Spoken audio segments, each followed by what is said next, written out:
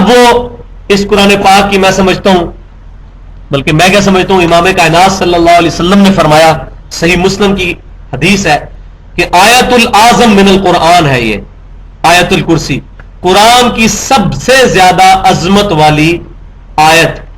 ایک آیت کے اندر اللہ تبارک و تعالیٰ نے توحید کا وہ تعارف کروایا ہے جو سورۃ الاخلاص کی تفسیر ہے۔ سورہ اخلاص کے اندر تو بس وہ 4 آیات کے اندر مختصر بات کی گئی، سورۃ الاخلاص کی تفسیر جو ہے وہ آیت الکرسی ہے۔ تو آیت الکرسی جو ہے 255 نمبر آیت سورۃ البقرہ کی، صحیح مسلم میں نبی صلی اللہ علیہ وسلم نے اس کو آیت العظم من القرآن فرمایا ہے، قرآن پاک کی سب سے عظمت والی آیت۔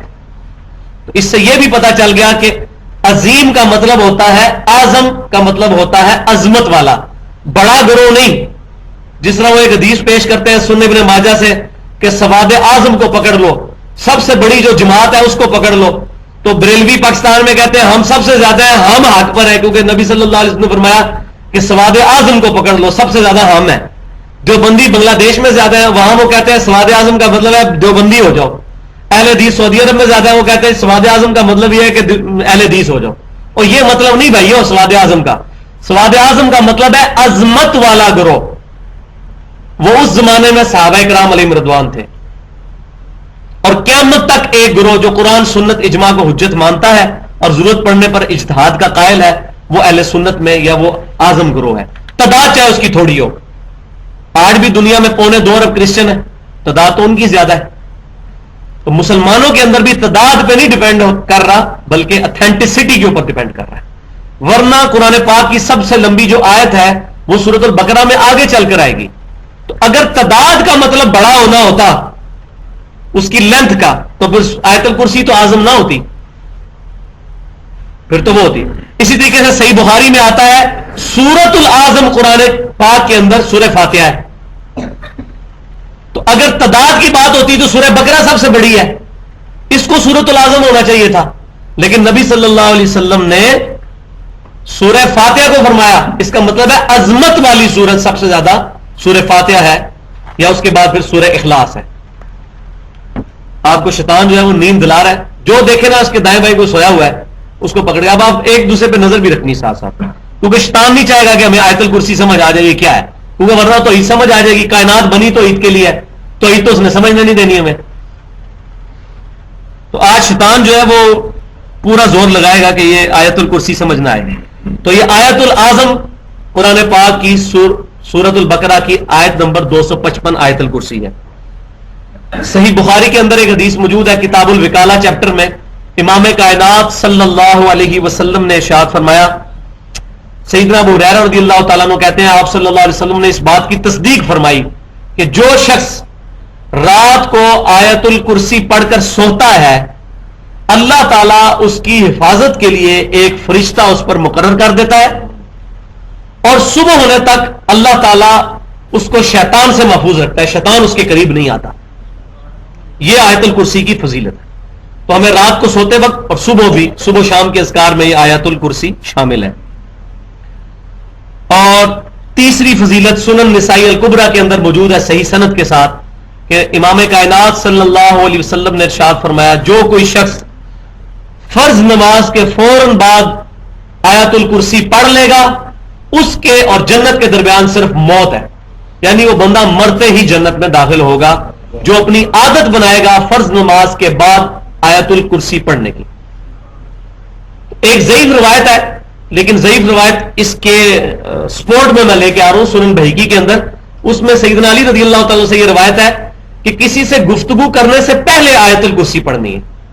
تو کوشش کریں کہ کسی سے بات کیے بغیر فرض نماز کے فوراً بعد اللہ اکبر استغفر اللہ استغفر اللہ استغفر اللہ اللہم انت السلام منک السلام تبارک یا ذا الجلال والاکرام پڑھ کے فوراً آیت الکرسی پڑھ لیں بغیر کسی سے گفتگو کیے، یہ اس کا پروٹوکول بھی ہو جائے گا۔ تو یہ تو اس کی فضیلت اس اعتبار سے۔ اب اللہ کا نام لے کر اس کو شروع کرتے ہیں۔ اللہ لا الہ الا ہو الحی القیوم، اللہ ہی ہے کہ اس کے علاوہ کوئی الہ نہیں ہے مگر وہی اللہ، الحی القیوم، وہ خود سے زندہ ہے اور ہر چیز کو قائم رکھنا ہے اسی کی طرف سے. ہر چیز اسی کی وجہ سے قائم ہے. جو ہمیں جتنی کائنات کے اندر چیزیں نظر آ رہی ہیں ان کا جو وجود اپنا ہے وہ اسی ایک ڈیوائن سورس کا مرہون منت ہے. اسی ایک اللہ کی وجہ سے یہ تمام چیزیں قائم ہیں. اگر اللہ تبارک و تعالیٰ کا امر نہ ہو, اللہ تبارک و تعالیٰ کی طرف سے امر کن نہ ہو, یہ تمام چیزیں سٹیبل نہیں رہ سکتی. جیسے سورہ فاطر میں اللہ تبارک و تعالیٰ شاہ فرماتا ہے کہ اللہ ہی نے تھام رکھا ہے زمین و آسمان کو. اگر اللہ تبارک و تعالیٰ نہ ان کو تھامے تو کوئی ایک ایسا نہیں کہ جو ان کو تھام سکے. یہ کائنات جھول جائے اگر اللہ تبارک و تعالیٰ نے نہ تھام رکھا ہو. تو اللہ تبارک و تعالیٰ کی قدرت ہے جس نے تمام چیزوں کو قائم رکھا ہوا ہے. تمام لوگوں کی زندگیاں, چاہے انسان ہوں, جانور ہوں, فرشتے ہوں, انبیاء ہوں, فلکیات کی جتنی چیزیں ہیں, زمین و آسمان, تمام کی زندگی مرہون منت ہے ایک اللہ کے, الحی القیوم. اور یہ اسم اعظم بھی ہے. نبی صلی اللہ علیہ وسلم جو مشکل اور پریشانی میں اللہ کی بارگاہ میں ریکویسٹ کرتے تھے, المستدرک للحاکم کے اندر یہ صحیح سند کے ساتھ موجود ہے, یا حیو یا قیوم برحمتی کا استغیث, اے خود سے زندہ ہر چیز کو تھامنے والے, میں تیری رحمت کے ساتھ تیری مدد کا سوال کرتا ہوں. یہ وہی ہے, یہ اللہ تعالیٰ کا اسم اعظم ہے, الحی, خود سے زندہ. اللہ کے علاوہ کوئی خود سے زندہ نہیں ہے, باقی سب کی زندگی اللہ کی وجہ سے ہے, جب چاہے گا لے لے گا.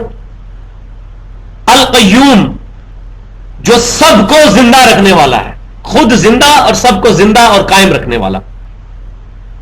لا تأخذہ سنۃ ولا نوم, نہ تو اللہ تعالی کو کبھی اونگ آتی ہے اور نہ کبھی نیند آتی ہے.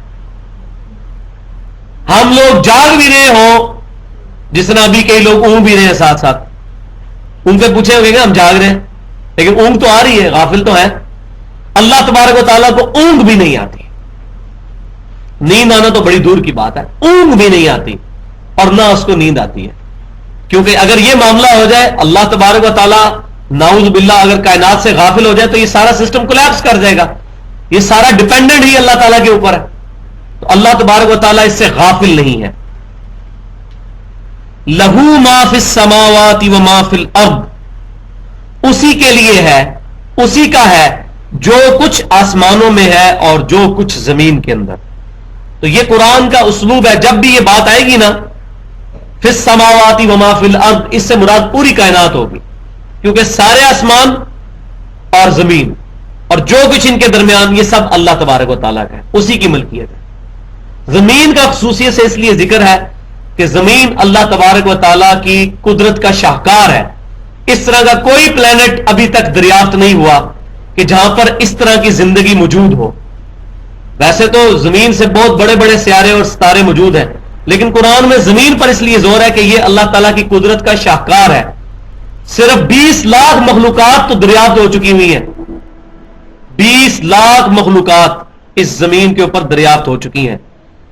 20 لاکھ تعداد نہیں ہے, سپیشیز کی بات کر رہا ہوں.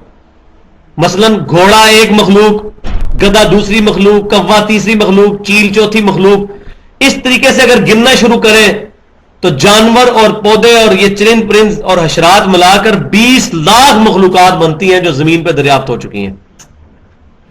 اس روئے ارض پہ 1 انچ بھی ایسا نہیں ہے جہاں پر کوئی نہ کوئی زندہ مخلوق موجود نہ ہو. ایون ہماری یہ کھال ہے, اس کے اوپر بھی بیکٹیریاز پل رہے ہیں جو ہمیں نظر نہیں آتے. تمام کی تمام چیزیں اللہ تبارک و تعالیٰ سے رزق مانگتی ہیں, اللہ تعالیٰ ان کا رزق پورا کرتا ہے. ایک دہی کے کپ کے اندر 6 ارب بیکٹیریا ہیں, more than the human population on the face of Earth. دنیا میں جتنے لوگوں کی تعداد ہے اس سے زیادہ بیکٹیریا ایک دہی کے کپ کے اندر موجود ہے. وہ رزق کس سے لے رہے ہیں؟ ایک اللہ سے. اس وقت کائنات کے اندر 250 ارب 250 بلین گلیکسیز دریافت ہو چکی ہیں. ایک گلیکسی کے اندر 300 ارب سورج ہوتے ہیں, جن میں سے ایک سورج یہ ہے. یہ ہمارا جو سورج نظر آتا ہے زمین سے 13 لاکھ گنا بڑا ہے. ہر سیکنڈ میں 50 کروڑ اٹامک بم کے برابر انرجی اس میں سے ہیٹ نکل رہی ہے. یہ ایک سورج ہے. اس طرح کے 300 ارب سورج ہماری گلیکسی میں اور موجود ہیں. یہ ایک گلیکسی بنے گی ملکی وے، اور پھر اس گلیکسی کی طرح کی 250 ارب گلیکسیز اور موجود ہیں. یہ نیشنل جغرافی اور ڈسکوری چینل جو امریکہ کے، ان کے فگرز میں آپ کو بتا رہا ہوں. یہ تمام کی تمام کائنات جس کے ستارے اور جس کے اجسام فلکی گننا ناممکن ہے، یہ تمام کی تمام چیزیں اللہ تبارک و تعالی کی ملکیت ہے اور اللہ ہی کی وجہ سے قائم ہے. لہو ما فی السماوات و ما فی الارض، اللہ ہی کا ہے جو کچھ بھی آسمانوں اور زمین کے اندر ہے. من ذا الذی یشفع عنده الا باذنہ، کس کی مجال ہے جو اللہ کے حضور کسی کی شفاعت کر سکے مگر اس کے اذن سے. دنیا میں سفارش کی جاتی ہے، مثال کے طور پہ کوئی جج کو جا کے یہ کہہ سکتا ہے کہ جج صاحب آپ کو نہیں پتا یہ بڑا شریف آدمی ہے، میں اس کو جانتا ہوں، یہ آپ کے سامنے جو فائل پیش کی گئی ہے یہ جھوٹے گواہ پیش کیے گئے ہیں، اصل میں تو یہ بندہ بالکل ٹھیک ہے. اب یہ اللہ کو تو کوئی نہیں کہہ سکتا جا کے کہ یہ اللہ جی آپ کو نہیں پتا، میں جانتا ہوں اس کو، میں اس کی سفارش کر رہا ہوں. یہ سفارش کا مطلب یہ ہے. یہ اللہ تعالیٰ اس چیز کی نفی کر رہا ہے. کس کی جرت ہے؟ من ذا الذی یشفع عنده، یہ جو اتنا جو اللہ تبارک و تعالیٰ کی طرف سے شہانہ خطاب ہے، کس کی جرت ہو جو میری بارگاہ میں شفاعت کرے. مجھے کون بتائے کہ فلاں بندہ اس طرح نہیں اس طرح ہے، اس کے ساتھ زیادتی ہوئی ہے، فرشتوں نے اس کی غلط چیزیں لکھ لی ہیں. کون ہے جو مجھے یہ بات بتائے؟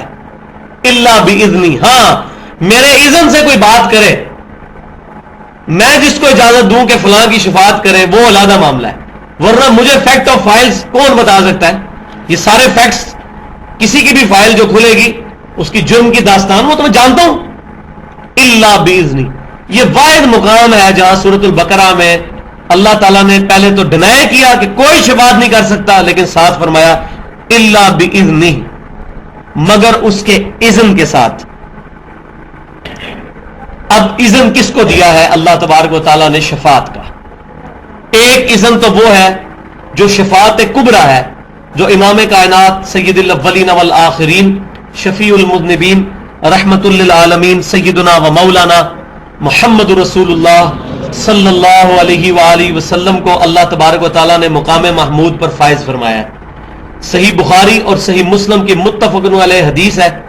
حدیث کیا ہے؟ حدیثیں ہیں، درجنوں حدیثیں ہیں بخاری اور مسلم کی، اور باقی کتابوں میں بھی سینکڑوں کی تعداد میں. یہ تو حدیث متواترہ ہے شفاعت کے بارے میں جو عقیدہ. لہذا پوری دنیا کے مسلمان، چاہے اہل سنت کہلوانے والے ہوں، بریلوی، دیوبندی، اہل حدیث یا اہل تشیع ہوں، کسی کا شفاعت کے معاملے میں کوئی اختلاف نہیں ہے. سب مانتے ہیں کہ نبی صلی اللہ علیہ وسلم کو اللہ تعالیٰ شفاعت کا اذن عطا فرمائے گا، کسی کا کوئی اختلاف نہیں ہے. بخاری اور مسلم کی متفق علیہ حدیث ہے، امام کائنات صلی اللہ علیہ وسلم فرماتے ہیں میں تمام اولین اور آخرین کا سردار ہوں. یہ اس لیے اس کے بعد آپ صلی اللہ علیہ وسلم کی حدیث شفاعت شروع ہو جاتی ہے کہ قیامت والے دن سب کے سب لوگ جب پریشانی کے عالم میں ہوں گے تو اکٹھے ہو کر سیدنا آدم علیہ السلام کے پاس جائیں گے، ان سے ریکویسٹ کریں گے کہ آپ ہماری شفاعت کریں. لیکن آدم علیہ السلام کہیں گے کہ آج تو مجھے اپنی جان کی فکر ہے، تم نوح علیہ السلام کے پاس جاؤ. لوگ نوح علیہ السلام کے پاس جائیں گے تو نوح علیہ السلام کہیں گے آج تو مجھے اپنی جان کی فکر ہے، تم ابراہیم علیہ السلام کے پاس جاؤ. لوگ ابراہیم علیہ السلام کے پاس جائیں گے، وہ کہیں گے آج مجھے اپنی جان کی فکر ہے، موسیٰ علیہ السلام کے پاس جاؤ. اس طریقے سے مختلف احادیث میں مختلف الفاظ ہیں. مختصر یہ کہ اینڈ پہ لوگ حضرت عیسیٰ علیہ السلام تک پہنچیں گے تو عیسیٰ بن مریم علیہ السلام کہیں گے کہ آج کے دن میں اس شخص کو جانتا ہوں کہ جس کے ہاتھ پر شفاعت کا دروازہ کھلے گا، تم محمد رسول اللہ صلی اللہ علیہ وسلم کے پاس چلے جاؤ، وہ شفاعت کریں گے. آپ صلی اللہ علیہ وسلم فرماتے ہیں پھر لوگ میرے پاس آئیں گے تو میں کہوں گا کہ ہاں میں شفاعت کروں گا. آپ صلی اللہ علیہ وسلم کہتے ہیں میں اللہ تعالیٰ کی بارگاہ میں سجدہ ریز ہوں گا اور جب تک اللہ چاہے گا میں سجدے میں ہی رہوں گا. پھر اللہ تبارک و تعالیٰ مجھے فرمائے گا اے محمد صلی اللہ علیہ وسلم اپنا مبارک سر اٹھائیے، آپ شفاعت کریں، آپ کی شفاعت قبول کی جائے گی، آپ بات کریں آپ کی بات سنی جائے گی. تو آپ صلی اللہ علیہ وسلم فرماتے ہیں پھر اللہ تعالیٰ میرے لیے تعداد مخصوص کر دے گا کہ آپ اتنے امتیوں کو دوزخ سے نکال کر جنت میں لے جائیں، ان کی شفاعت فرمائے. تو میں پھر ان کی شفاعت کروں گا، پھر واپس آؤں گا، پھر میں نبی سے اللہ تعالیٰ کی بارگاہ میں سجدہ کروں گا. پھر اللہ تبارک و تعالیٰ مجھے فرمائے گا اپنا سر اٹھائیے. پھر اللہ تعالیٰ مجھے کلمات سکھائے گا جس سے میں اللہ تعالیٰ کی توحید بیان کروں گا، اللہ کی تعریف بیان کروں گا. پھر اللہ تعالیٰ میرے لیے ایک تعداد مخصوص کرے گا. اس طرح 3 دفعہ ہوگا. اور پھر تیسری دفعہ اللہ تبارک و تعالیٰ سے میں ریکویسٹ کروں گا کہ جس نے ایک دفعہ بھی اخلاص کے ساتھ کہا ہے لا الہ الا اللہ محمد رسول اللہ صلی اللہ علیہ وسلم، اس کو بھی میں دوزخ سے نکال لوں تو وہ شفاعت قبول کی جائے گی. آپ صلی اللہ علیہ وسلم پھر آخری دفعہ جب جائیں گے دوزخ کی طرف تو تمام اپنے امتیوں کو نکال لیں گے، مگر وہ لوگ کہ جن کے بارے میں پھر فرشتے کہیں گے کہ یا رسول اللہ صلی اللہ علیہ وسلم آپ کے سارے امتی آپ دوزخ سے نکل چکے ہیں سوائے ان امتیوں کے کہ جن کو قرآن نے جنت میں جانے سے روک لیا ہے، اور وہ کبھی بھی اب جنت میں نہیں جائیں گے. قرآن نے کن لوگوں کو روک لیا ہے؟ وہ جو اللہ تعالیٰ کا کیٹاگوریکل فیصلہ ہے سورۃ المائدہ کی آیت نمبر 72 میں انہ من یشرک باللہ فقد حرم اللہ علیہ الجنہ ومأواہ النار وما للظالمین من انصار، کہ بے شک جو کوئی اللہ کے ساتھ شرک کرے گا اللہ تعالیٰ نے اس پہ دوزخ حرام کر دی ہے، جنت حرام کر دی ہے، اس کا ٹھکانہ دوزخ ہے اور وہاں اس کا کوئی بھی مددگار نہیں ہوگا والعیاذ باللہ. پھر 2 دفعہ اللہ تعالیٰ نے سورۃ النساء میں آیت نمبر 48 اور 116 میں ارشاد فرمایا ان اللہ لا یغفر ان یشرک بہ، اللہ تعالیٰ اس گناہ کو کبھی معاف نہیں کرے گا کہ کوئی شخص اللہ کے ساتھ شرک کرے.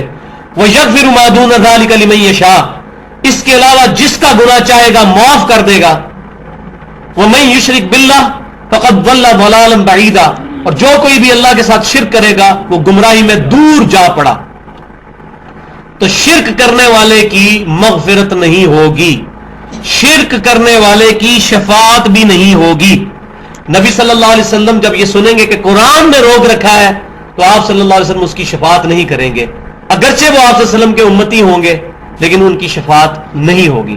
صحیح مسلم میں حدیث ہے جس مسلمان کے جنازے میں 40 ایسے مسلمان شریک ہوں جو شرک نہ کرتے ہوں اللہ تعالیٰ ان کی شفاعت اس کے حق میں قبول کر لے گا. تو اس کا مطلب ہے جنازہ پڑھنے والا بھی مشرک ہو سکتا ہے. تو یہ جو ایک جھوٹی بات پبلک میں چل رہی ہے کہ جی شرک ختم ہو چکا ہے اب کوئی بھی شرک نہیں کرے گا قیامت تک، شرک صرف ایک گروہ سے ختم ہوا ہے، وہ صحابہ کرام علیہ رضوان تھے اور ان کے مجلس پر قیامت تک ایک گروہ، باقی 73 میں سے تو 72 فرقوں نے دوزخ میں جانا ہے، تو شرک میں تو مبتلا ہوں گے. ایک گروہ شرک سے محفوظ رہے گا قیامت تک، اسی کی شفاعت نبی صلی اللہ علیہ وسلم نے کرنی ہے. ورنہ آپ کیوں فرما رہے ہیں کہ جس کا جنازے میں 40 مسلمان ایسے شریک ہوں جو شرک نہ کرتے ہوں؟ جنازہ تو پڑھتا ہی مسلمان ہے، اس کا مطلب مسلمان بھی شرک کر سکتا ہے. اس میں ہمارا پورا پمفلٹ ہے ریسرچ پیپر، دعا صرف ایک اللہ ہی سے، وہ ٹاپک نہیں ہے. تو آپ صلی اللہ علیہ وسلم نے حدیث شفاعت کے بعد پھر آپ نے آیت تلاوت فرمائی. صحیح بخاری اور مسلم میں آتا ہے سورہ بنی اسرائیل کی وہ آیت عسیٰ ان یبعثک ربک مقاما محمودا، اے محبوب صلی اللہ علیہ وسلم ان قریب آپ کا رب آپ کو اس جگہ پر فائز کرے گا مقام محمود پر، یعنی ایسے مقام پر جہاں لوگ آپ کی تعریف بیان کریں گے. تو یہ مقام محمود کا ذکر قرآن میں بھی موجود ہے، یہ نبی صلی اللہ علیہ وسلم کی شفاعت کا ذکر ہے. صحیح بخاری اور مسلم کی حدیث سے ہمیں یہ بات پتہ چلی. اسی طریقے سے صحیح مسلم کے اندر یہ حدیث موجود ہے. نبی صلی اللہ علیہ وسلم ایک دفعہ بیٹھے ہوئے آپ صلی اللہ علیہ وسلم نے رونا شروع کر دیا پچھلے انبیاء کرام کو یاد کر کے کہ پچھلے انبیاء کرام علیہ السلام نے اپنی امتوں کے بارے میں کیا کیا بات کی.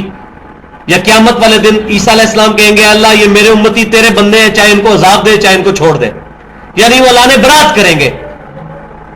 لیکن نبی صلی اللہ علیہ وسلم یہ بات کرتے کرتے آپ صلی اللہ علیہ وسلم نے رونا شروع کر دیا اور آپ نے کہا اے اللہ میری امت میری امت میری امت. اسی وقت پھر اللہ تبارک تعالیٰ نے سیدنا جبرائیل علیہ السلام کو بھیجا. یہ حدیث صحیح مسلم کتاب الایمان میں موجود ہے. اور جبرائیل علیہ السلام نے آ کر نبی صلی اللہ علیہ وسلم کو تسلی دی کہ اللہ تعالیٰ فرماتا ہے کہ اے نبی صلی اللہ علیہ وسلم ہم آپ کو آپ کی امت کے معاملے میں راضی کر دیں گے اور آپ صلی اللہ علیہ وسلم کو آپ کی امت کے معاملے میں غمناک نہیں ہونے دیں گے. تو آپ صلی اللہ علیہ وسلم کو شفاعت کا اللہ تبارک تعالیٰ نے اذن عطا فرمایا. قرآن پاک میں بھی ہے وَلَسَوْفَ يُعْطِيكَ رَبُّكَ فَتَرْضَىٰ، اے محبوب صلی اللہ علیہ وسلم آپ کا رب آپ کو اتنا دے گا کہ آپ اپنے رب سے راضی ہو جائیں گے. تو آپ صلی اللہ علیہ وسلم کو شفاعت کا اختیار دیا گیا. لیکن بخاری اور مسلم کی حدیث ہے امام کائنات صلی اللہ علیہ وسلم نے فرمایا ہر نبی کو اللہ تعالیٰ نے ایک دعا دی تھی، اس نبی نے وہ دعا دنیا میں ہی کر لی.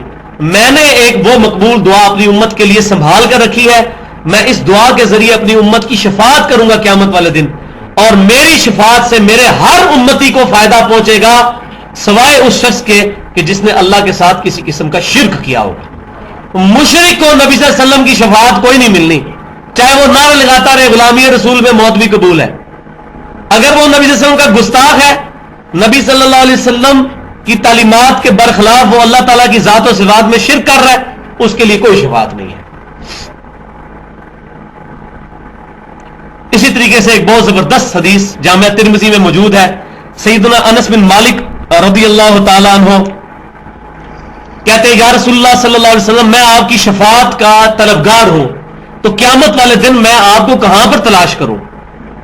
جامعہ ترمذی میں بہت زبردست یہ حدیث میں نے آج ہی پڑھی ہے، مجھے بڑا مزہ آیا، میں نے کہا یہ میں حدیث ضرور بیان کروں۔ پہلے سنی سنائی تھی، لیکن پہلے ہم سنا کے سننی تھے، آپ پڑھ لکھ کے سننی ہے، تو سنی سنائی چیز بیان نہیں کرنی چاہیے جب تک خود صحیح سند کے ساتھ پڑھ نہ لیں۔ تو حضرت انس نے کہا، سیدنا انس رضی اللہ تعالیٰ نے عرض کی کہ اللہ کے نبی میں آپ کی شفاعت کا طلبگار ہوں، تو قیامت والے دن میں آپ کو کہاں پر تلاش کروں؟ تو آپ صلی اللہ علیہ وسلم نے فرمایا کہ مجھے تم پل صراط پہ ڈھونڈ لینا، میں پل صراط پر ہوں گا، اپنے امتیوں کو وہاں سے گزار رہا ہوں گا۔ تو انہوں نے کہا یا رسول اللہ صلی اللہ علیہ وسلم اگر میں پل صراط پہ آپ کو نہ مل سکوں تو میں پھر آپ کو کہاں پر تلاش کروں؟ تو آپ نے فرمایا اگر میں پل صراط پر نہ ہوا تو میں پھر میزان اعمال پر ہوں گا، جہاں میزان اعمال نامے تولے جا رہے ہوں گے وہاں پر میں ہوں گا۔ ان کا یا رسول اللہ صلی اللہ علیہ وسلم اگر میں وہاں بھی آپ کو نہ پاؤں تو آپ صلی اللہ علیہ وسلم فرمایا پھر مجھے حوض کوثر پہ تلاش کر لینا، میں اپنے پیاسے امتیوں کو مشروب پلا رہا ہوں گا۔ تو انہوں نے کہا یا رسول اللہ صلی اللہ علیہ وسلم اگر میں وہاں بھی آپ کو نہ پاؤں، تو آپ نے فرمایا نہیں، ان 3 جگہوں کے علاوہ میں کہیں اور نہیں ہوں گا، میں انہی 3 جگہوں پر ہوں گا۔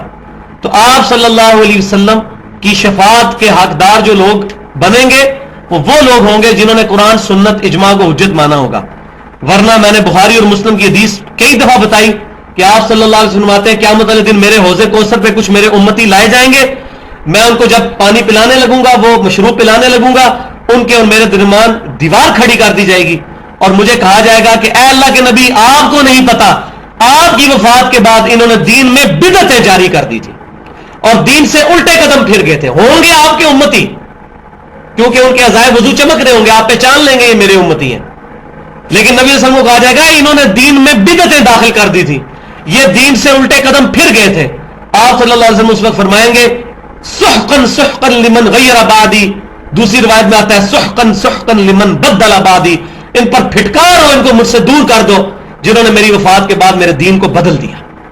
تو یہ شفاعت اتنی سوکھی نہیں ملنے کی جب تک عقیدے اور نظریات اس مطابق نہیں ہوں گے جو آپ صلی اللہ علیہ وسلم کی مبارک تعلیمات ہیں۔ تو آپ صلی اللہ علیہ وسلم کی شفاعت انشاءاللہ ملے گی۔ اور یہاں وہ حدیث بھی جو مجھے پرسنلی بہت پسند ہے، صحیح مسلم کی حدیث ہے کتاب الصلاح میں 1094 نمبر انٹرنیشنل نمبرنگ کے اندر، کہ امام کائنات صلی اللہ علیہ وسلم کو سیدنا ربیعہ بن کعب رضی اللہ تعالیٰ عنہ وضو کروایا کرتے تھے۔ ایک دن آپ صلی اللہ علیہ وسلم نے ان سے کہا سل ربیعہ، مانگ ربیعہ کیا مانگتا ہے؟ تو انہوں نے بھی کیا بات خوب دعا کے لیے نبی صلی اللہ علیہ وسلم سے عرض کی، اے اللہ کے نبی صلی اللہ علیہ وسلم میں جنت میں آپ کا پڑوس مانگتا ہوں۔ آپ صلی اللہ علیہ وسلم نے کہا اس کے علاوہ بھی کچھ مانگ لیں، انہوں نے کہا یا رسول اللہ بس مجھے جنت میں آپ کا پڑوس چاہیے۔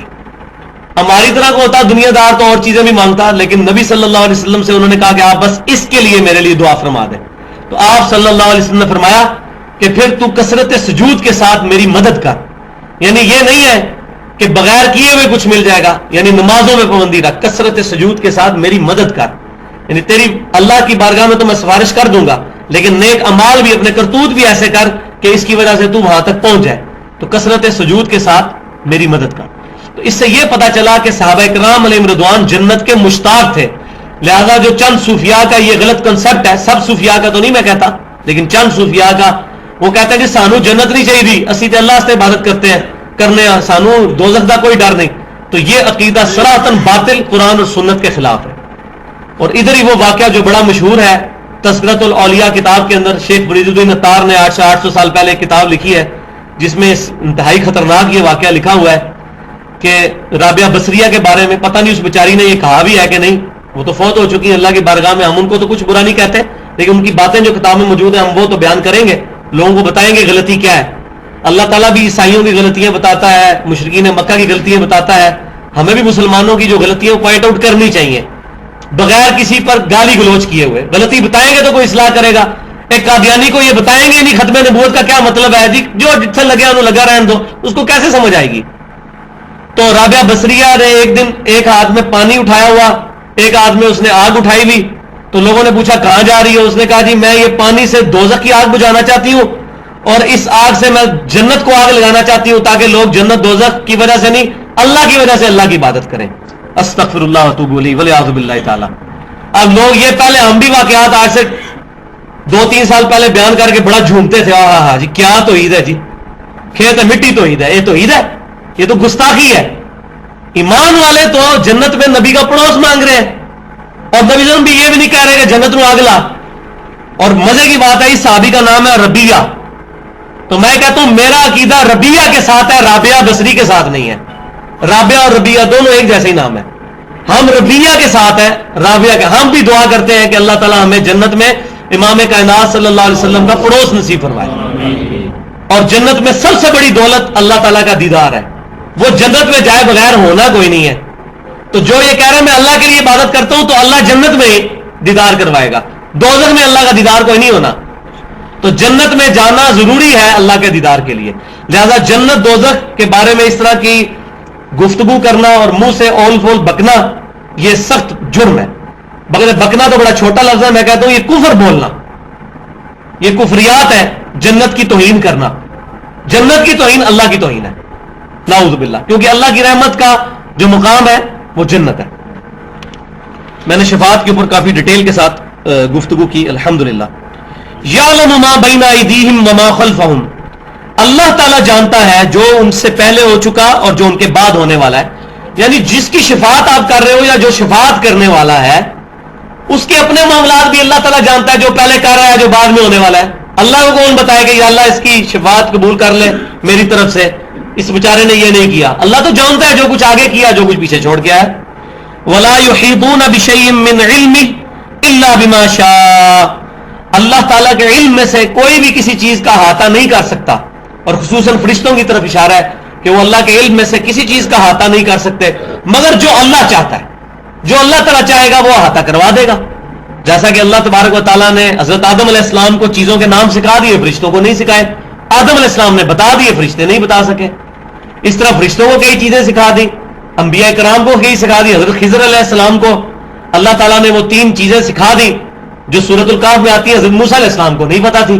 حضرت موسیٰ علیہ السلام نے حضرت خضر علیہ السلام سے سیکھی. ایک نبی کو بتا دی دوسرے کو نہیں بتائی تھی. تو اللہ تبارک و تعالیٰ جس کو چاہتا ہے اپنے علم میں سے جتنا چاہتا ہے وہ عطا فرما دیتا ہے. یہاں بھی اللہ تعالیٰ نے علم کا لفظ استعمال کیا. لہٰذا یہ علم غیب بولنا کہ کسی نبی کے پاس علم غیب ہوتا ہے اس میں کوئی حرج نہیں ہے اگر عقیدہ یہ ہو کہ اللہ تبارک و تعالیٰ جو عطا فرماتا ہے. عالم الغیب صرف اللہ ہے. عالم الغیب والشہادہ وہ اللہ ہے. علم غیب کا لفظ بولا جا سکتا ہے. میں نے حدیث بھی بتائی تھی الا بما شاء. جتنا اللہ تعالیٰ چاہتا ہے اتنا علم کے اوپر ان کو جو ہے مطلع کر دیتا ہے. وسع کرسیہ السماوات والارض. اور اللہ تبارک و تعالیٰ کی کرسی نے زمینوں کو اور زمین کو اور آسمانوں کو گھیر رکھا ہے. ولا یعودہ حفظہما. اور اللہ تعالیٰ کو زمینوں آسمان کی حفاظت کوئی مشکل نہیں ہے اتنی بڑی کائنات کی. ولا یعودہ حفظہما. اس کی حفاظت اللہ پر کوئی مشکل نہیں. ہم تو گھر میں ماشاءاللہ میرے 3 بچے ہیں مجھے پتا ہے ایک بچے کو سنبھالنا مشکل کام ہے. تو زمین و آسمان کی ساری مخلوقات کو سنبھالنا ان کی حفاظت کرنا اللہ تبارک و تعالیٰ کہتا ہے مجھے کوئی بار نہیں اس پر کوئی مشکل نہیں ہے. وَهُوَ الْعَلِيُّ الْعَظِيمُ. اور وہی ہے سب سے بلند. العلی بلند ہے العظیم عظمت والا ہے. یہاں پر یہ اسماء و صفات کا تھوڑا سا مسئلہ میں ایڈریس کر دوں. یہاں پہ یہ لفظ آیا وسع کرسیہ السماوات والارض. اللہ تعالیٰ کی کرسی نے آسمانوں کو اور زمین کو گھیر رکھا ہے. زمین و آسمان سموئے ہوئے ہیں اللہ کی کرسی میں. اب بعض لوگ اس کی تعویل کرتے ہیں کہ اس کرسی سے مراد بادشاہت ہے. حالانکہ اہل سنت کا یہ عقیدہ ہے کہ وہ اللہ تعالیٰ کی جو صفات قرآن میں آئی ہیں ان کی تعویل کیے بغیر ان پر بغیر کیفیت کے ایمان رکھتے ہیں.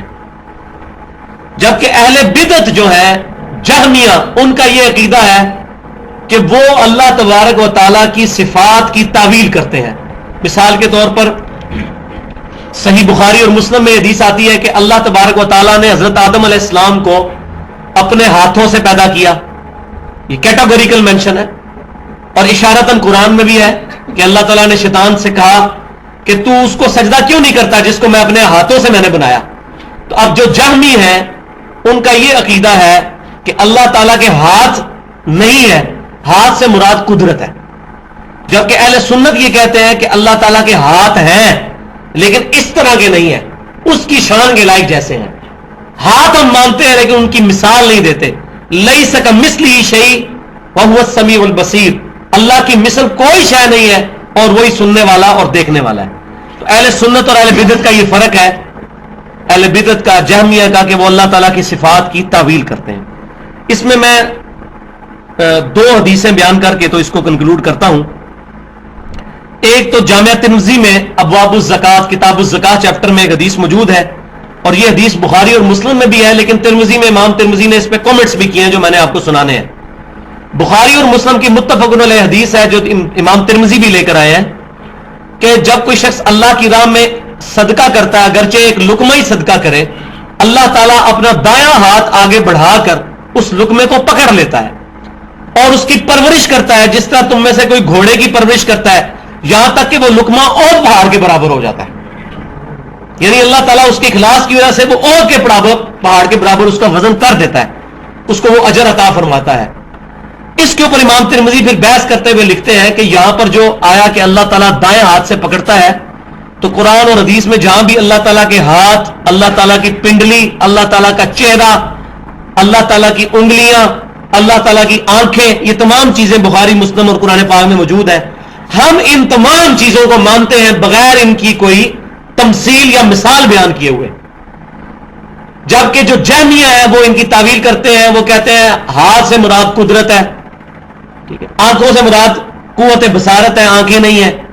تو یہ انہوں نے کہا کہ جہمیہ نے ان کی وہ تعویل کی جو اہل سنت میں سے کسی نے نہیں کی. اہل سنت کے امام مالک پورا, بلکہ امام ترمذی نے یہ الفاظ لکھے ہیں, اہل سنت و جماعت کے امام مالک, امام سفیان بن عیینہ, عبداللہ بن مبارک رحمہم اللہ اور باقی ائمہ اہل سنت یہ کہتے ہیں ہم اللہ کی تمام صفات کو مانتے ہیں بغیر ان میں کوئی تعویل کیے ہوئے, بغیر اس کی کوئی مثال بیان کیے ہوئے.